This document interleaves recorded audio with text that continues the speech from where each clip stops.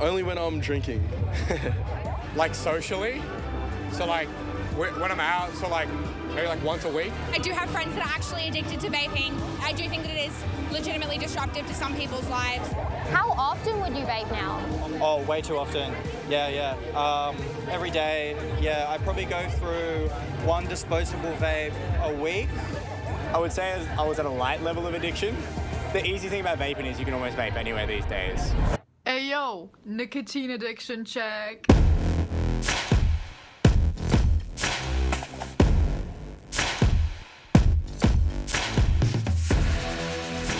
Vaping was hailed as a new way to quit smoking. Instead, it's become a craze among young people. It's no wonder this product appealed to young people so much. It was designed for them, it was marketed to them, and it was available to them. You are inhaling a cocktail of chemicals, particularly the flavouring chemicals, that we have no idea what the long-term consequences of that are going to be. The right to sell nicotine vapes in Australia has been hotly contested, and there are some familiar backers. How involved is Big Tobacco in the vaping industry? Big Tobacco's in the thick of it. The tobacco industry lobbies, and they lobby hard. You have to be willing to stare them down. You say Big Tobacco. What is Big Tobacco? Define Big Tobacco. If they are trying to move away from cigarettes into a product that is better for people, that gets people off cigarettes, I don't have a problem with that. What's not in dispute is this booming market has been pushed underground. It's a de facto prohibition. Every month, millions of illicit, unregulated vapes are imported into Australia. Cheap disposable vapes are pouring in from factories in China, sold here by local dealers to convenience stores and tobacconists as part of the illicit trade. Tonight on Four Corners, we'll show you the thriving black market of e-cigarettes, fuelled by a failure to police the rules. And we investigate the fierce battle over the harms of vaping. It's a mess that's threatening to hook a new generation on nicotine.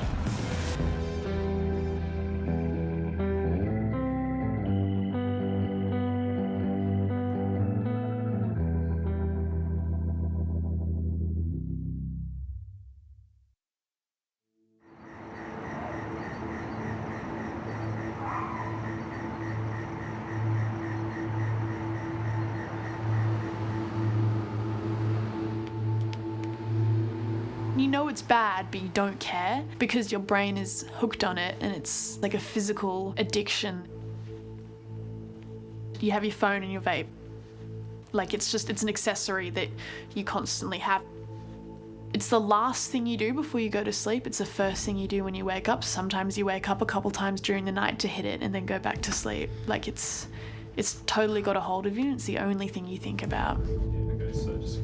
In her final year of high school, Ruby is battling an addiction to nicotine.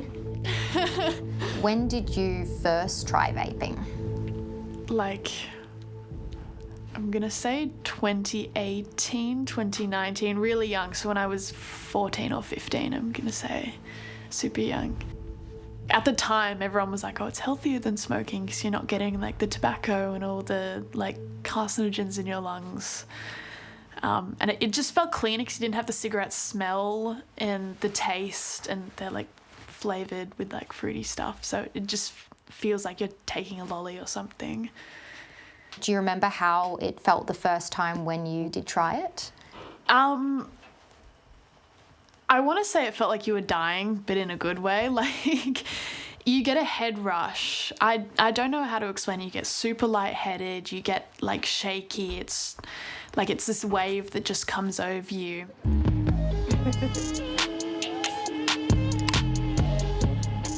Vaping is a multi-billion-dollar global industry.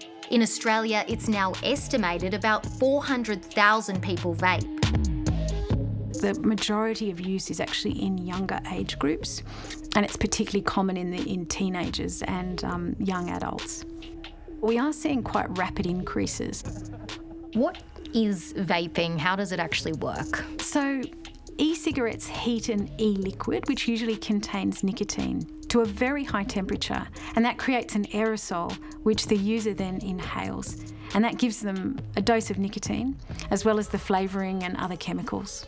One of the issues with nicotine addiction at young ages is not only have the problem that goes with being addicted to a substance, but it has effects on the developing brain. So we can see that it can affect memory, concentration and learning. But it also sets the foundation for future addiction. Did you vape today? It's okay. I don't mind. You can. Yes. Like, you better tell me the truth. Yes. You did. Yeah. And how did you feel about that? Irritated. A few months ago, Ruby confessed to her mum Nicola she was vaping and needed help giving up. So did you buy the vape or did someone give it to you? Everyone just has one. So it's like, you just go to the bathroom, it's like a thing, like, do you want to go to the bathroom? All right. She came to me and said that she had been vaping and it had got a bit out of hand and she was doing it a lot and she'd tried to quit and she couldn't. She'd had these really unpleasant symptoms that she didn't like, that confused her, and she wanted me to help her find a way out of it. You know when you're having withdrawals, it's miserable. You just feel grumpy and you get anxious. Like you literally like, I need a vape right now. And you get headaches, like dry mouth, shaking sometimes. It's not fun. How did you feel as a parent hearing that sort of news from a 16-year-old? Oh, devastated, because what she's saying is that at 16 years old, I have an addiction. That's what she was saying. I have an addiction that I cannot control. And I was really upset. I was really fearful for her health. All right, secret, that's code. I felt really angry that this product existed that seemed almost designed to appeal to kids. And now she couldn't stop it. I was upset. I was angry. Yeah, it was a horrible feeling. So for the Juul, it's like this. I picked me up one of these bad boys right here. You have the boat. So this one is mango. E-cigarettes have been around for 15 years, sold as an alternative to smoking. But the company that made vaping cool is a Silicon Valley startup called Juul. Nicotine addiction check. There's 38 million Americans that still smoke. There are a billion people who still smoke globally, but 70% of those people want to quit. Juul launched in 2015. Its founders claimed their mission was to disrupt the tobacco industry with a device that delivered at least 3 times more nicotine than its rivals. I would tell people, anyone who would listen, 50 years from now, nobody's going to be smoking cigarettes. They're going to look back and think, oh my God, I can't believe people used to do that. And now I think it's actually going to happen much faster, in large part because of the progress that we've made. There was something missing. And so Juul comes up with this product, and initially, I don't know people's intentions, I can't read people's minds, but supposedly initially it was to help people to quit smoking. Very noble thing to want to do. But that's not how the product was rolled out. Juul's first advertising campaign featured young, glamorous models vaping the company's sleek, stylish device. Well, I think that just looking at the device, it felt really disruptive. It was, to me, a beautiful piece of industrial design. And so we kind of talked and had conversations about, how do you sort of present that? This is a new device, so it had to feel contemporary. Great, gorgeous, amazing, wow. Stephen Bailey was the campaign's creative director. I think when my clients come to me, they have a very specific demographic in mind in terms of the audience they're trying to reach and appeal to. Did Juul have a demographic in mind when they came to you? I believe it was millennials. I don't have that paperwork in front of me. It's certainly been a number of years. I think the impact of the Vaporize campaign can't be underestimated. So you had ads in teen magazines, you had ads on children's cartoon websites. It's no wonder this product appealed to young people so much. It was designed for them, it was marketed to them, and it was available to them. Becky Freeman has spent her career studying how tobacco companies try to influence public health. She tracked the success of Juul. Their rise was unstoppable. Vaping has come in and just completely been taken up by young people, including, men, women, 18 to 24-year-olds. I think that this company saw a hole in the market and went for it. It just kind of happened so fast. It's in kind of every 7-Eleven, Winn-Dixie across the United States. It's in my local sort of corner store in New Jersey.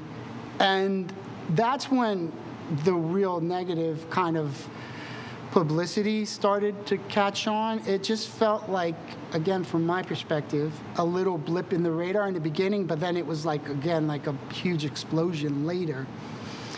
And there was, clearly a lot of outrage from angry parents. By 2018, more than 3 million American high schoolers were vaping, and the backlash against Juul began. Mr. Monsees, I will begin by swearing you in. Alarmed there was a youth nicotine epidemic, Congress grilled the company at public hearings. We never wanted any non-nicotine user, and certainly nobody underage, to ever use Juul products. Juul Labs isn't big tobacco. We are here to eliminate its product, the cigarette. In fact, at the time of this testimony, the parent company of tobacco giant Philip Morris USA already owned a third of Juul. Philip Morris buying such a large share in Juul was incredibly cynical, because this is a company who, in their early marketing materials, was touting how they were going to be some sort of big tobacco adversary, that they were going to push big tobacco out of the market and be the new safer player in town. And then you have big tobacco just swooping in and going, this company operates just like us. They target young people, they don't care about health, and they're quite savvy with product design and savvy with marketing materials. Well, that fits right in with our company. Juul denies it marketed to children, but has so far paid $77 million to settle court cases with several US states. Stephen Bailey has been repeatedly questioned over Juul's creative brief. There's tons of litigation. Are you kidding me? I've been deposed so many times. I've been sitting around lawyers talking about this for, feels like, the last 3 years. Because I think there's a lot of misconceptions about that campaign. Like, there's some smoking gun. I mean, lawyer after lawyer has been through every email I have ever written to anyone at that company, right? So it's kind of a disconnect for me to say that that campaign is responsible for a teen smoking epidemic. I don't buy it.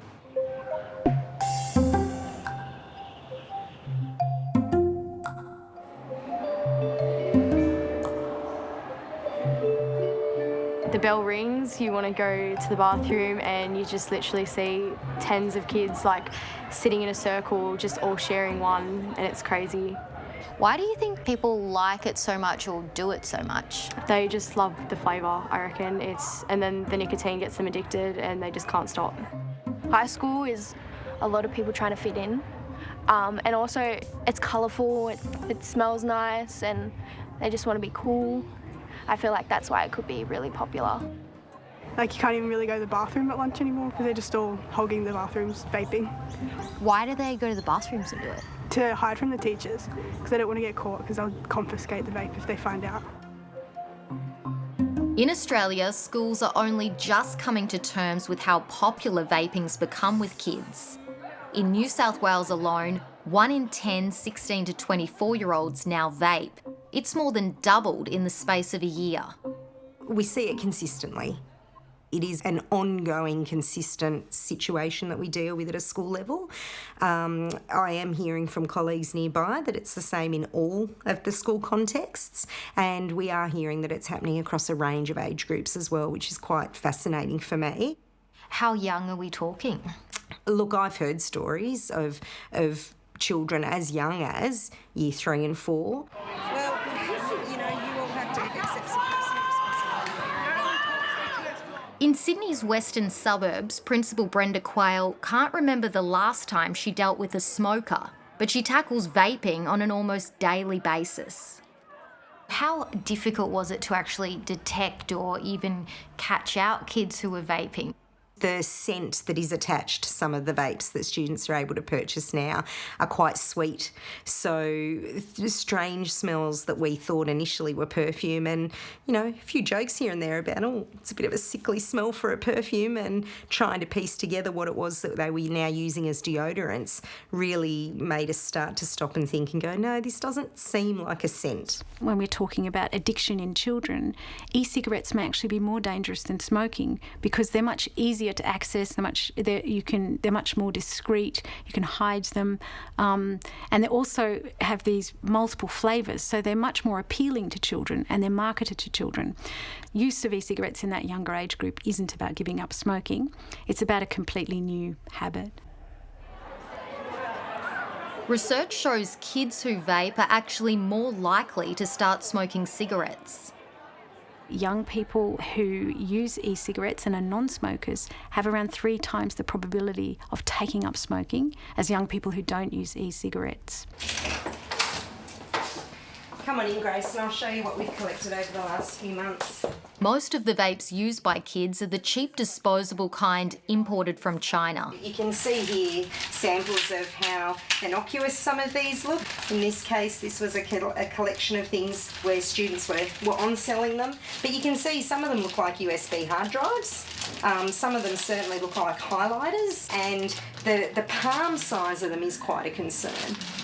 So how often are you having to confiscate vapes? Oh, we'd be confiscating vapes a couple of times a week at the moment. We do spend a lot of time in long conversations with young people about, are you aware of how dangerous this is?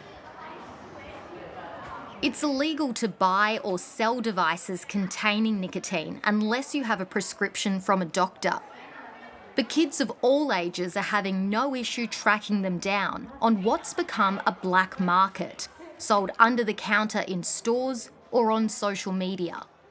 I don't want to be like a massive snitch, but it's actually like super easy. You can buy them from convenience stores, and there's also like kids and young adults who buy them overseas in bulk and then sell them. So like you're just street dealers and stuff. So yeah, they're super accessible. Like you go on your phone, you're like, can I pick up a vape? And they're like 20 minutes. And you just meet them somewhere and they just hand it to you. How do you know who to message when you want to vape? Word of mouth, mostly. I think it's the same as any other drugs. Any social media as well, yeah. It's whatever. Illicit sales on social media are rife. Kids are using TikTok, Snapchat and Facebook to find where they can buy nicotine vapes. Suppliers also use code words and images to illegally sell their products, and they deliver. We found there are literally hundreds of these suppliers on social media that you can buy from. So I've messaged one of them to order some vapes, and he's going to drop them off to me.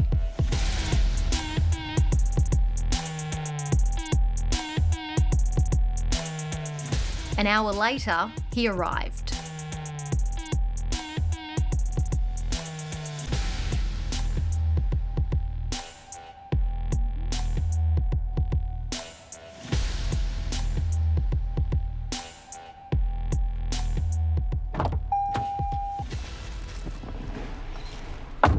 Okay, so this is what he sold me. A bunch of cheap disposable vapes.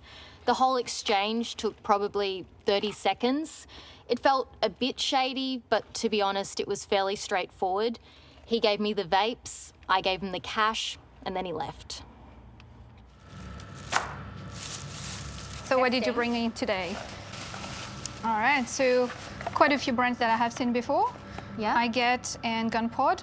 We've come to the University of Wollongong to find out exactly what's in the vapes we bought. Dr. Celine Kelso has tested over 100 samples. She's not surprised that the key ingredient nicotine isn't listed on the packaging.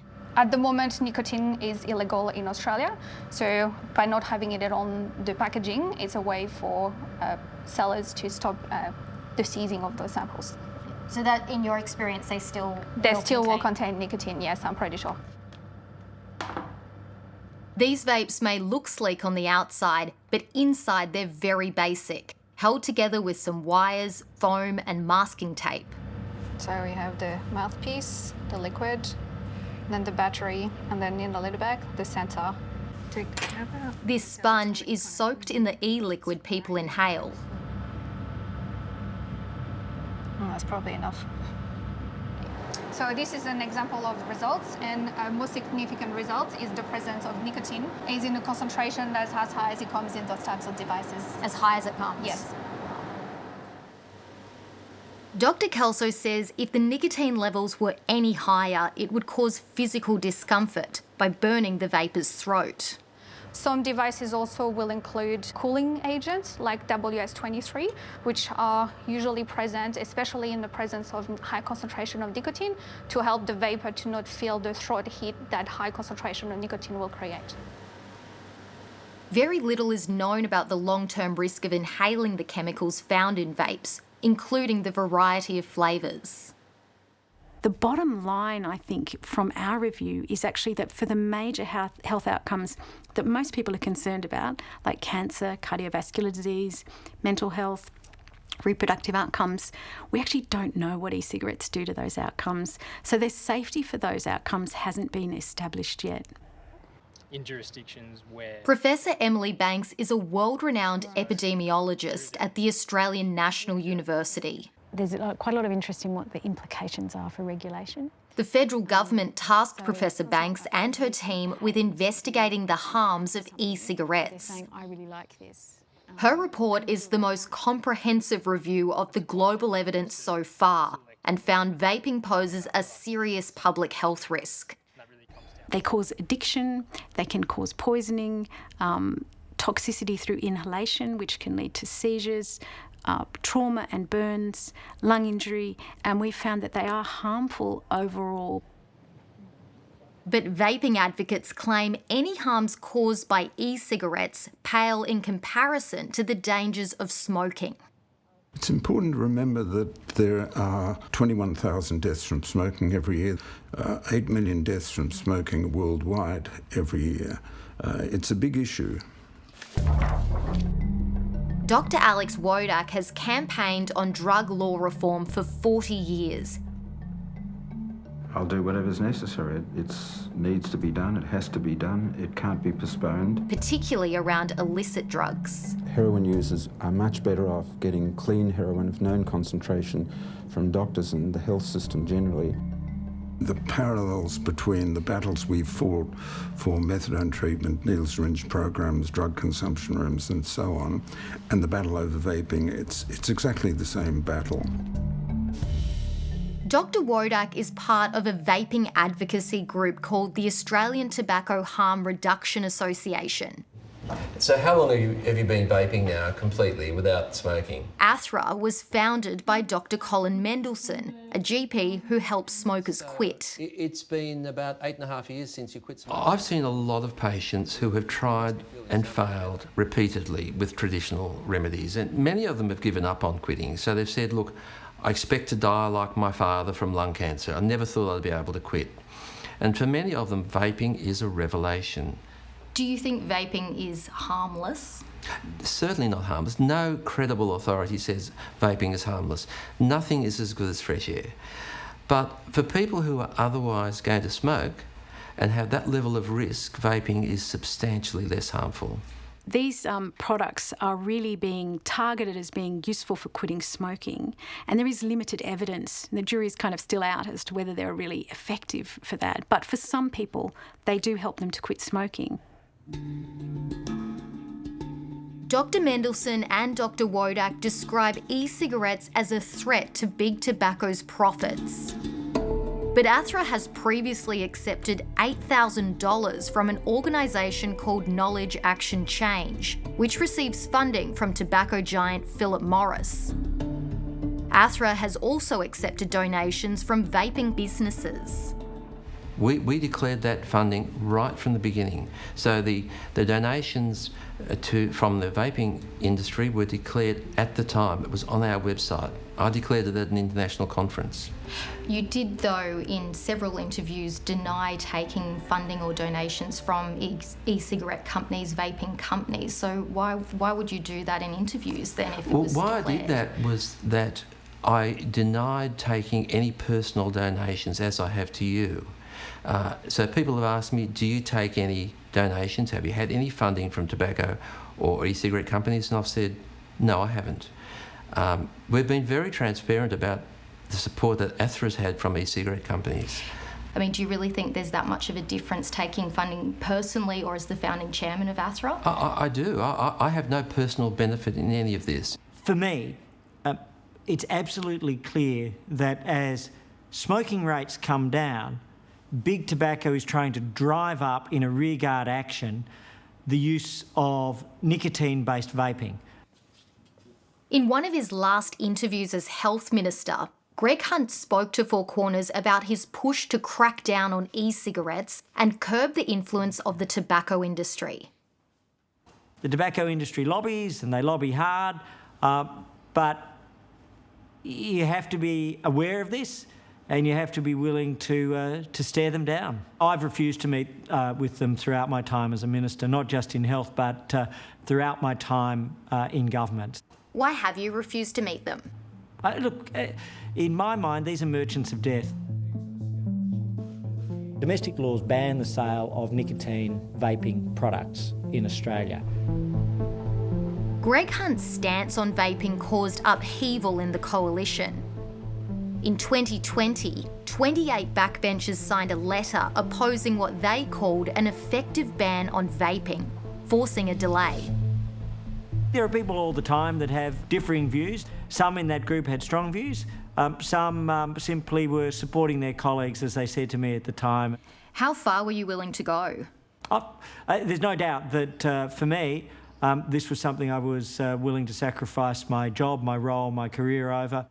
Greg and I disagreed around vaping, and it stemmed primarily from the personal choice aspect of it. If you want to vape, if you want to smoke, if you want to have a nicotine tab or spray, you should be allowed to do that. Liberal Senator Holly Hughes is passionately pro-vaping. She's a patient of Dr. Mendelsohn, pictured here with other vaping advocates. So I never really knew much about vaping at all. I was, probably what you call more of a social smoker, and it was only that Colin got me to try it and got some of the vapes, had a go, and have never, ever looked back. So it was accidental quitting is probably the best way to describe it. And I guess that really re-emphasised to me how effective it can be as a smoking cessation tool. So you're still vaping today? Yeah, but probably not as much as I was when I started. I'm on a very, very low dose of nicotine. It's probably more a habit with something in my hand as opposed to the actual delivery method. But yeah, still vaping today and haven't looked back.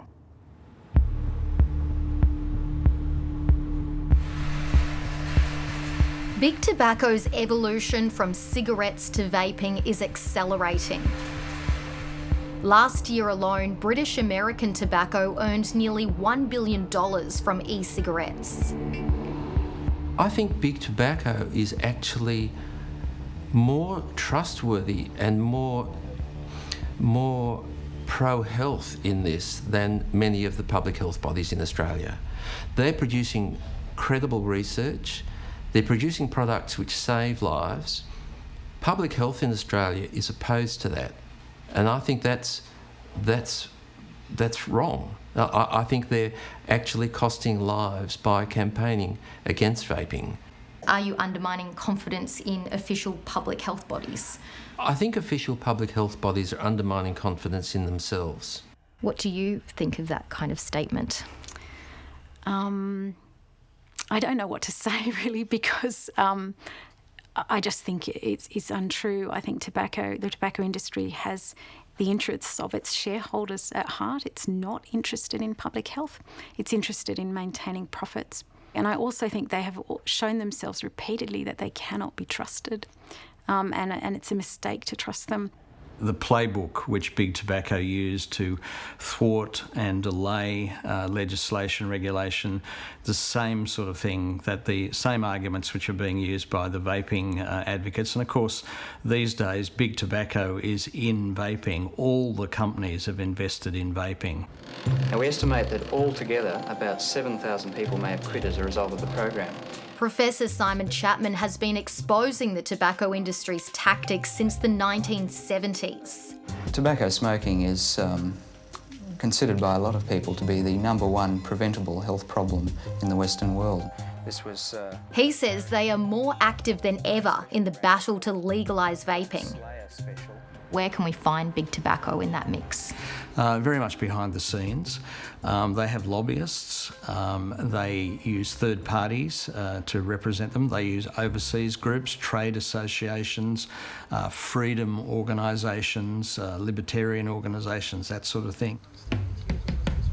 An organisation that's worked closely with the tobacco industry is Legalise Vaping Australia, an offshoot of the libertarian activist group, the Australian Taxpayers Alliance. In 2018, they drove a bus known as Vape Force One down the East Coast to promote their campaign. Despite talking up its grassroots credentials, Legalise Vaping has worked with an initiative funded by Philip Morris, while British American Tobacco provides the group with a media consultant free of charge. Legalise Vaping Australia is run out of the same office as a lot of other right-wing causes, libertarian causes. Look, they've been very successful with the same sort of backbenchers that support this issue in the Parliament. They've given them dinky little sort of trophies or plaques thanking them for their activities. G'day guys, we're just here in Dubbo, just set up. We've got a pretty awesome spot. Legalise Vaping Australia is led by 33-year-old Brian Marlowe. We're just setting up now and say g'day and find out more about vaping. He's a friend of Senator Holly Hughes, seen here celebrating the delay of the vaping ban. Hughes says their friendship has nothing to do with her stance. Surprisingly, I'm actually able to make up my own mind on issues. This might come as a shock to some people, but there are women in the Liberal Party who have their own minds and able to determine what they feel about an issue. All right, let's get started. According to electoral records, Marlowe is a big donor to the Liberal Party, personally donating $44,000 last financial year. We wanted to ask Marlowe about it, but he pulled out of an interview with Four Corners. Very important day for Australian vapers. I wanted to ask, did you know that he's a big donor to the New South Wales Liberal Party? I don't know what he donates to the Liberal Party. Well, I can tell you that records show he donated $44,000 in total to the New South Wales Liberal Party last year. Was Brian Marlowe's donation a thank you for your support? No, I don't know in what way Brian donated through whatever mechanism he donated. There's nothing illegal to donating to the Liberal Party. There's nothing wrong with donating to the Liberal Party. And, that is just insulting for you to actually insinuate that. You're a friend of his, though, and you're a Liberal senator in New South Wales. Am I supposed to lose all my friends as soon as I become a senator because the ABC doesn't condone their behaviour or activities? I don't think that was suggested. Well, I think it might be being suggested. So if you want to fight back and fight for your rights to live a life without cigarettes, then you need to take action right now. Following our interview with Senator Hughes, Brian Marlowe revealed to Four Corners the $44,000 wasn't a personal donation. The money actually came from Legalise Vaping's Fighting Fund. In a statement, Marlowe said, every dollar raised came from vape shops and vapers. Off the back of that, we held a series of vaping roundtable events to allow working class vape shop employees and owners the chance to have long-form engagement with MPs. Marlowe said one of the roundtables was this one with Holly Hughes. Senator Hughes said in a statement, the members of Legalise Vaping are salt of the earth everyday Australians. As an elected representative, I regularly meet with a variety of industry representatives and business owners across a range of issues, as should all my colleagues. I think there are some camps in this country who particularly oppose vaping and have a desire to try and see a conspiracy every way they turn, and that is absolutely false. Senator Hughes has previously faced questions over her friendships with two lobbyists working for British American Tobacco, Michael Cowter and David Gracie. When asked if they'd lobbied Hughes or any other pro-vaping MPs, Cowter told Four Corners they comply with the lobbyist code of conduct as it relates to all elected representatives. It is the most ridiculous claim I've ever heard that somehow there's some interwebbing here. David and I both went to school together in Perth at John 23rd. I've known Michael Cowter. In fact, I know his whole family. But Michael was the former Deputy Director of the National Party when I was on the board of the Liberal Party. So being in coalition, we actually got to know each other back then. Have you spoken to them about vaping? Have you spoken to them about those clients? I have no problem talking to anyone about any issue. I can tell you people come through my office all day, every day, talking about a range of issues. And as long as they are representing legal entities, I am more than happy to talk to them. Even if that's big tobacco? You say big tobacco. What is big tobacco? Define big tobacco. Who are they? British American Tobacco It's a would be one cigarette of company. them. They don't define themselves as big tobacco. They define themselves as a cigarette company and a tobacco company. Do you really think there's much of a difference? I do think because it's the language here that's used to bring up some emotion, to try and demonise.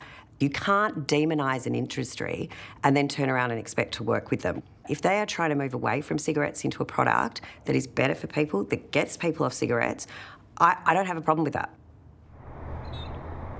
A Senate committee inquiry into e-cigarettes was held in 2020, where pro-vape MPs took on public health authorities. It seems you've got a lot of book smarts, there's a lot of studies and there's a lot of science, but there's not a lot of street smarts. Senator, that might be a starting point. I think the Department of Health, and this year more than ever, has shown that it is entirely science, health, medical based in relation to the health of Australians. Okay, and we're not ashamed of that. Right, okay. Will pharmacies be selling something like this? Holly Hughes was the chair. So this is a bottle of nicotine salt, right? So yes, I assume you have a prescription for that, Senator? Well, that's empty, so you can be reassured, and in fact I do have a prescription, so I've got both bases covered. Professor Emily Banks was one of the key witnesses. So I'm not sure exactly which document you are... I'm talking the Lee study, 2019. Right. So and there were three lots of so that studies, is one and study. one of them, but it's used as part, and listening to your opening statement, I've got to say, Professor Banks, you don't sound like you're a big fan of e-cigarettes and think they have much value, which is a little bit of a worry since the report isn't finalised and you seem to have a pretty predetermined view. It's 5,600. Was that true? Well, what I say is that I'm here to present the evidence, and so that's what I do. And I wish the news was different. I wish that e-cigarettes didn't have the harms that they do, but I have to present the evidence. And I think the other thing is that there are people out there who want the evidence to be different. And one of the commonest things they do is to accuse people who are presenting the evidence of bias. Vaping was having a real impact on their lives and on their families' lives. Ultimately, the pro-vape camp failed in its ambition to make e-cigarettes widely available. But regulations were watered down to allow vapes to be legally sold in pharmacies with a prescription. It's far better to have limited access than to have open slather. And again, the people who want open slather are, for the most part, interested in the perspectives of the tobacco companies. And then there are those that are legitimate and have views. I just respectively and categorically disagree with those views based on the strong, clear evidence from the medical and scientific bodies, not just here in Australia, but around the world. It's idiocy that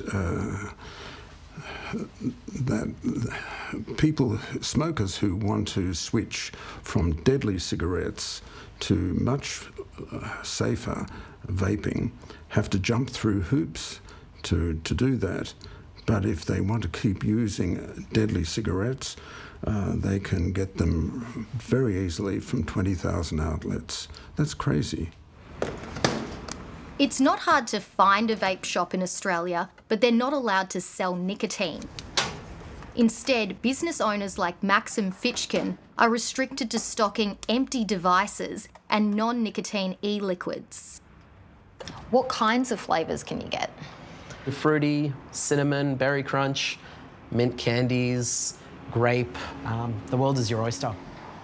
If a smoker, a current smoker, walked in here today, how do you kind of help them? What sort of service do you give them in a vape shop? We just need them to say that they want to quit smoking, and from there we ask them a flurry of questions that helps us get an understanding of what device suits them, what flavours would suit them, and if they choose to source their nicotine legally, how they would go about incorporating that into their vaping journey.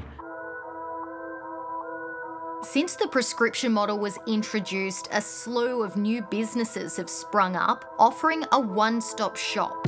You can buy your vape products and get a nicotine prescription all in one go. Even though it's legal, some of these websites don't even require you to speak with a doctor.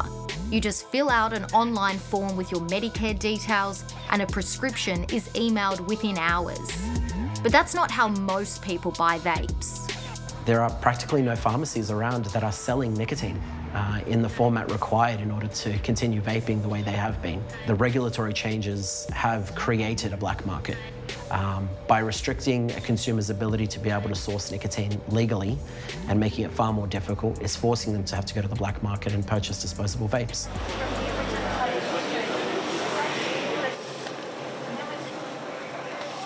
State and federal authorities have started targeting the illicit vape market. New South Wales Health has raided stores like this tobacconist, seizing more than $1 million worth of stock since January. The Therapeutic Goods Administration has also fined individuals and online suppliers. But our investigation has found the black market is still thriving. The reason we've got a black market is because people are bringing in these products, taking a chance that they won't be apprehended. They're landing them for about $1 each, and they're selling in shops for 20 to 25. So this is a massive incentive for that to continue. Millions of disposable vapes made in China are being imported and sold here illegally by online dealers. We've looked into one of them, promoted as a major Australian distributor of the popular GunPod brand. We ordered vapes from the website and had them delivered. The wholesaler also claims to supply major tobacconists. So Four Corners bought GunPod vapes from 4 of the chains: Free Choice, Signal, TSG and King of the Pack. Testing confirmed all the vapes contained high levels of nicotine.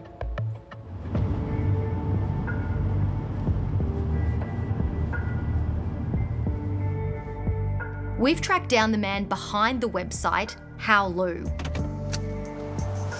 He didn't respond to our emails, so we went to his warehouse. Hao Lu, Grace Tobin from Four Corners. Do you sell these? I don't sell this one. Do you run a vaping business out of this warehouse? No. So you've never sold these products before? No. Are you sure? Yeah. Thank you. Within days of speaking to Hao Lu, changes were made to the GunPod Australia website. It now states it doesn't hold any stock and that it's working to bring GunPod to all pharmacies as the first TGA-approved vape brand in Australia. What's the vape model of choice? Like, what's everyone using? GunPod? I guess. I get extra. I guess. Yes, absolutely. I get pink.